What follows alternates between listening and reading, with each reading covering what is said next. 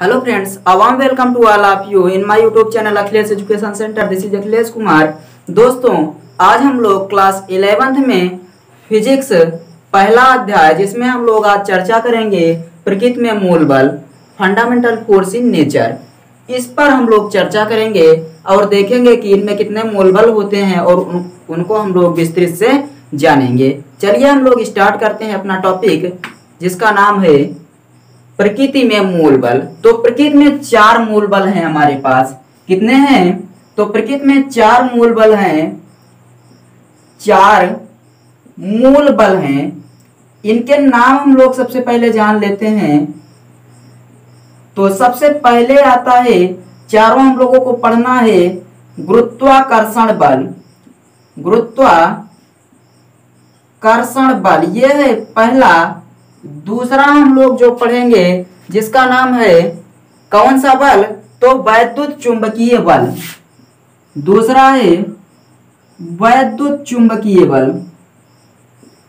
और तीसरा जिस पर हम लोग चर्चा करेंगे, तीसरे का नाम है प्रबल नाभिकीय बल। प्रबल नाभिकीय बल। और चौथा है दुर्बल नाभिकीय बल। दुर्बल नाभिकीय बल। इन चारों पर अपनी चर्चा होनी है। तो प्रकृति में कितने मूल बल हैं? तो प्रकृति में 4 मूल बल हैं। गुरुत्वाकर्षण बल, वैद्युत चुंबकीय बल, प्रबल नाभिकीय बल और दुर्बल नाभिकीय बल। सबसे पहले हम लोग देखते हैं यह गुरुत्वाकर्षण बल क्या होता है। गुरुत्वाकर्षण बल यानी कि ग्रेविटेशनल फोर्स, 2 द्रव्यमानों के बीच लगने वाले आकर्षण बल को गुरुत्वाकर्षण बल कहते हैं। परिभाषा हम लोग क्या लिखेंगे? तो 2 द्रव्यमानों के बीच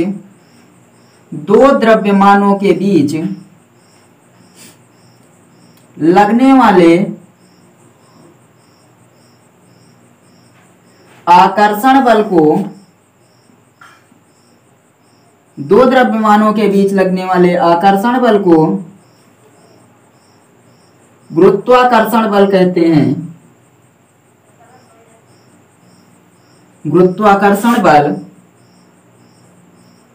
कहते हैं।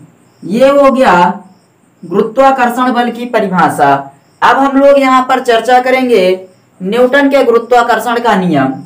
ये 2 द्रव्यमानों के बीच लगने वाले आकर्षण बल को गुरुत्वाकर्षण बल कहते हैं। अब हम लोग यहाँ पर चर्चा करेंगे न्यूटन के गुरुत्वाकर्षण का नियम। न्यूटन के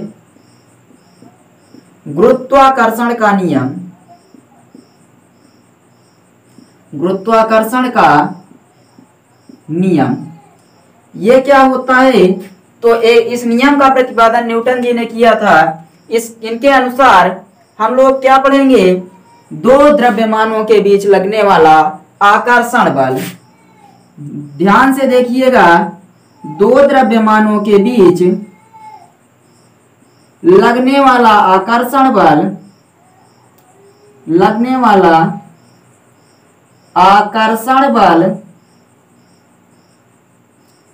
दोनों द्रव्यमानों के परिमाण या दोनों द्रव्यमानों के गुणनफल के अनुक्रमानुपाती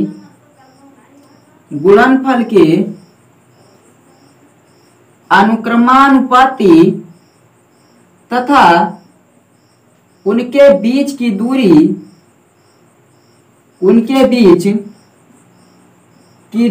के वर्ग के व्युत्क्रमानुपाती होता है।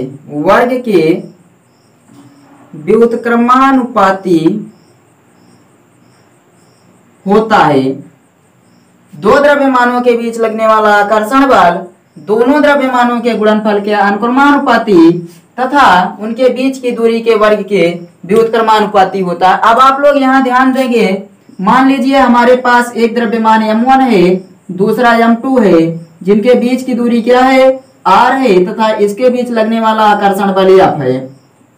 इतना आप लोग मानेंगे। माना हमारे पास 2 द्रव्यमान m1 और m2 है, जिनके बीच की दूरी r है तथा इन दोनों द्रव्यमानों के बीच लगने वाला आकर्षण बल, या फिर तो प्रथम नियमानुसार कहता है F proportional m1 into m2 समीकरण नंबर 1।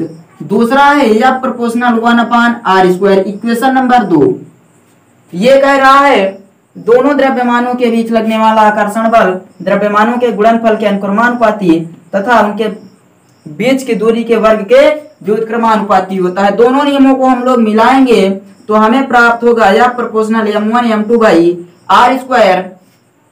इस प्रोपोर्शनल को हटाएंगे तो एक कांस्टेंट आएगा g m1 m2 by r², जहां g एक नियतांक है, जहां g एक नियतांक है जिसे हम लोग क्या कहते हैं, तो यहां पर हम लोग कहते हैं गुरुत्वाकर्षण स्थिरांक बोला जाता है, जिसे गुरुत्वाकर्षण स्थिरांक कहते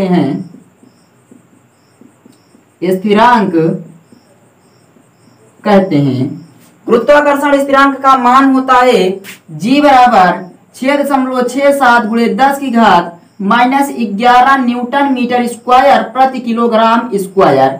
ये इतना होता है g का मान। इसको आप लोग याद रखेंगे और ये है अपना फार्मूला जो निकल कर आया है F = g m1 m2 अपान r², और जो बल होता है उसका मात्रक न्यूटन, जहां g एक नियतांक है जिसे गुरुत्वाकर्षण स्थिरांक कहा जाता है, और इसका मान 6.67 गुणे 10 की घात -11 न्यूटन मीटर स्क्वायर प्रति किलोग्राम स्क्वायर होता है।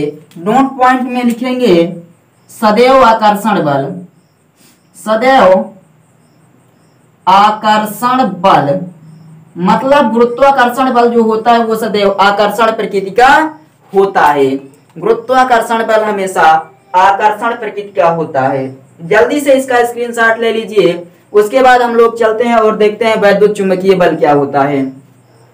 दो द्रव्यमानों के बीच लगने वाले आकर्षण बल को गुरुत्वाकर्षण बल कहते हैं। न्यूटन के गुरुत्वाकर्षण का नियम है दो द्रव्यमानों के बीच लगने वाला आकर्षण बल दोनों द्रव्यमानों के गुणनफल के अनुक्रमानुपाती तथा उनके बीच की दूरी के वर्ग के व्युत्क्रमानुपाती होता है।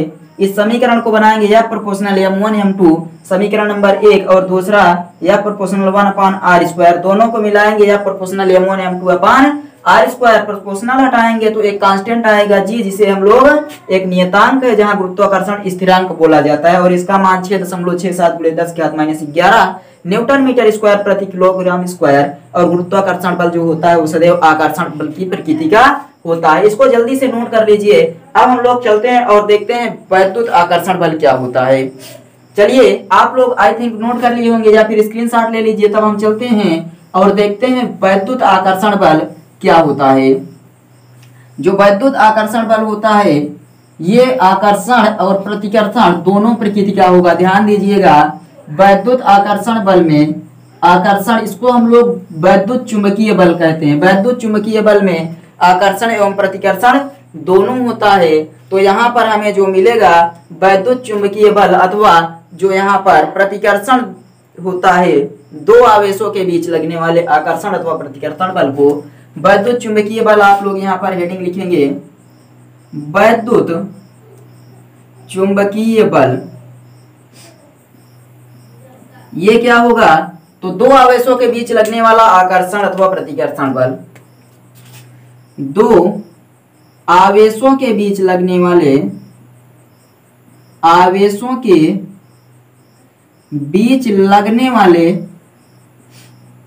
आकर्षण अथवा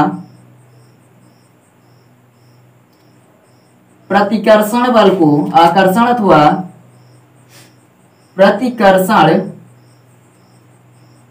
बल को वैद्युत चुंबकीय बल कहते हैं। वैद्युत चुंबकीय बल कहते हैं। अब यहां पर हम लोग दो आवेशों के बीच लगने वाले आकर्षण और प्रतिकर्षण बल को वैद्युत चुंबकीय बल कहते हैं, और इसकी खोज जो है वो फ्रैंकलिन ने की थी। फ्रैंकलिन ने खोज की थी। अब हम लोग यहाँ पर पढ़ेंगे कूलाम के नियम से, यानी कि कूलाम का वैद्युत बल संबंधित नियम। क्या पढ़ेंगे हम लोग? कूलाम का वैद्युत बल संबंधी नियम। वैद्युत बल संबंधी नियम, इन्होंने जो नियम दिया था उस नियम के अनुसार दो आवेशों के बीच लगने वाला आकर्षण अथवा प्रतिकर्षण बल, दो आवेशों के बीच लगने वाला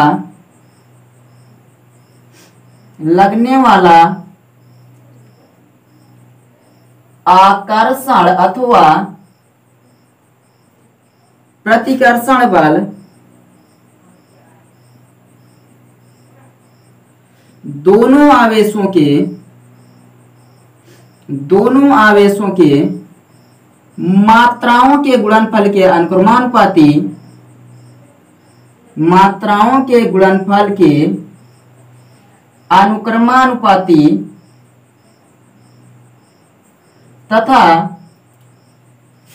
उनके बीच की दूरी के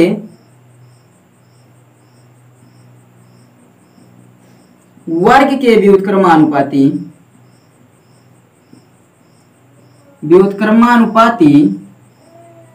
होता है। देखिए, ये जो यहाँ पर कहा जा रहा है उसके अनुसार हम लोग किस प्रकार से इसको लिखेंगे, आप लोग ध्यान दीजिएगा कि जो दो आवेशों के बीच लगने वाला आकर्षण अथवा प्रतिकर्षण बल है वो दोनों आवेशों की मात्राओं के गुणनफल के अनुक्रमानुपाती, यानी या प्रोपोर्शनल Q1 इंटू Q2। अब यहाँ हम लोग क्या मानेंगे, हमारे पास एक आवेश Q1 है, दूसरा आवेश Q2 है और इन दोनों के बीच की दूरी r है तथा इन पर लगने वाला जो आकर्षण बल है या प्रतिकर्षण बल F है, इतना मानेंगे। तो पहला बोला गया कि दोनों आवेशों की मात्राओं के गुणनफल के अनुक्रमानुपाती और दूसरा बोला गया बीच की दूरी के वर्ग के व्युत्क्रमानुपाती। दोनों नियमों को हम लोग मिलाएंगे जब, तो हमें इस प्रकार प्राप्त होगा Q1 Q2 अपान r स्क्वायर। और यहाँ से जब हम लोग हटाएंगे कांस्टेंट, तो यानी कि प्रोपोर्शनल, तो हमें एक कांस्टेंट प्राप्त होगा जिसकी वैल्यू होता है 1/4 pi epsilon not Q1 Q2 upon r square Newton. Q1 Q2 upon r square Newton, यही है कूलाम का वैद्युत बल संबंधी नियम।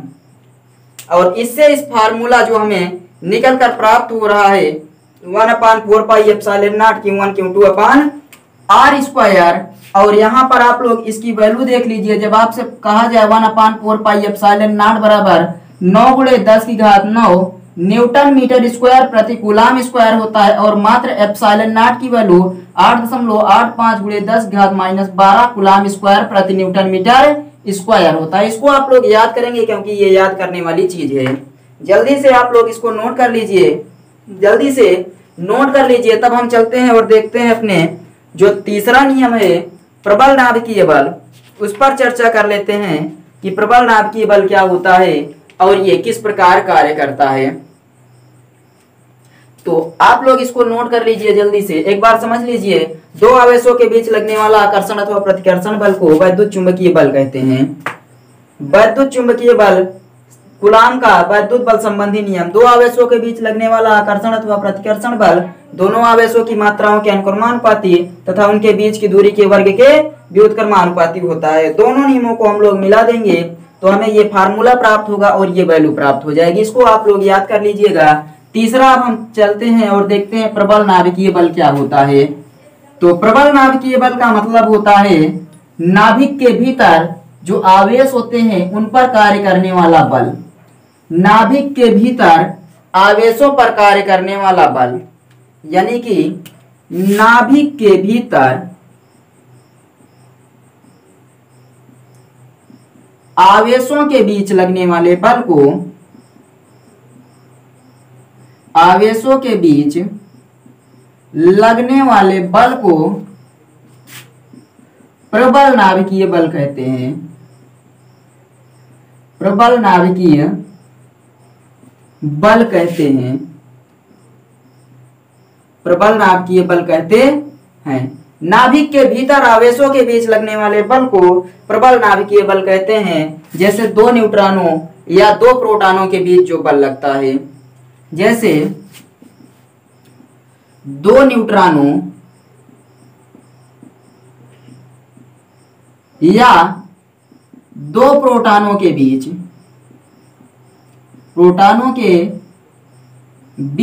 लगने वाला बल ये है प्रबल नाभिकीय बल का उदाहरण। नाभिक के भीतर आवेशों के बीच कार्य करने वाला बल प्रबल नाभिकीय बल कहलाता है। और प्रबल नाभिकीय बल जो होता है, नाभिक के भीतर जो आवेश होते हैं उनको बांध कर रखने का कार्य करता है। और अगला है क्षीण नाभिकीय बल। रेडियो एक्टिव पदार्थों, जो रेडियो एक्टिव पदार्थ होते हैं उनके नाभिक में लगने वाला बल, ये प्रबल नाभिकीय बल है। ध्यान दीजिएगा, ये प्रबल नाभिकीय बल। अब हम लोग दुर्बल नाभिकीय बल देखते हैं। दुर्बल नाभिकीय बल ये क्या होता है? तो रेडियो एक्टिव पदार्थों के नाभिक में, रेडियो एक्टिव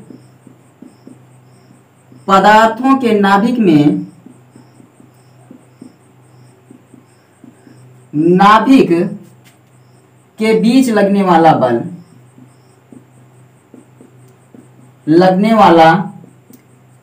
होता है, इसे हम लोग बोलते हैं दुर्बल नाभिकीय बल। रेडियो एक्टिव पदार्थों के नाभिक के बीच लगने वाला बल दुर्बल नाभिकीय बल कहलाता है। जैसे बीटा कणों का क्षय, जो बीटा कणों का क्षय होता है इसी के कारण होता है। एग्जाम्पल में आप लोग लिखेंगे बीटा कणों का क्षय दुर्बल नाभिकीय बल के कारण होता है, दुर्बल नाभिकीय बल के कारण होता है। तो आई थिंक आप सबको ये अच्छे से समझ में आया होगा। अब हम लोग एक चीज और इस पर देख लेते हैं, चारों मूल बलों की आपेक्षिक प्रबलता की तुलना। चारों मूल बलों के आपेक्षिक प्रबलता की तुलना। तो आप लोग इधर ध्यान दीजिएगा ध्यान से। जो गुरुत्वाकर्षण बल, वैद्युत चुंबकीय बल, प्रबल नाभिकीय और दुर्बल नाभिकीय बल होता है, इनकी आपेक्षिक तुलना होने जा रही है। तो जो प्रबल नाभिकीय बल है वो 10 की घात 1 मान लें हम लोग, 10 की घात 1 यदि हम मान लें तो जो हमें वैद्युत चुंबकीय बल प्राप्त होगा, वैद्युत चुंबकीय बल वो 10 की घात -2 होगा। दुर्बल नाभिकीय बल जो प्राप्त होगा वो हो जाएगा अपना 10 की घात -13 और ये हो जाएगा 10 की घात -38। इसका मतलब है कि जो प्रबल नाभिकीय बल होता है वो वैद्युत चुंबकीय बल का 100 गुना होता है, यानी कि 10 की घात 2 गुना होता है। और प्रबल नाभिकीय बल से 10 की घात 2 गुना कम होता है वैद्युत चुंबकीय बल। प्रबल नाभिकीय बल से 10 की घात 13 गुना कम होता है दुर्बल नाभिकीय बल। और गुरुत्वाकर्षण बल क्या होता है? 10 की घात -38 गुना कम होता है। तो सबसे ज्यादा शक्तिशाली जो है 10 की घात 1 है प्रबल नाभिकीय बल, इससे कम है 10 की घात -2 और 10 की घात -13, 10 की घात -38। ये है प्रबल नाभिकीय बल, ये है वैद्युत चुंबकीय बल। और उसके बाद ये है दुर्बल नाभिकीय बल, ये है गुरुत्वाकर्षण बल। आपेक्षिक तुलना आप लोग इसी प्रकार से करेंगे। चलिए अब हम लोग मिलेंगे अगले वीडियो में और इसके आगे चर्चा करेंगे कि जो यहाँ अपने प्रकृति में भौतिक नियमों की प्रकृति है और कुछ संरक्षण नियम पढ़ेंगे, उसके बारे में चर्चा होगी अगले वीडियो में। तब तक के लिए आप लोग अच्छे से पढ़ते रहिए। चलिए मिलते हैं अगले वीडियो में, तब तक के लिए बाय।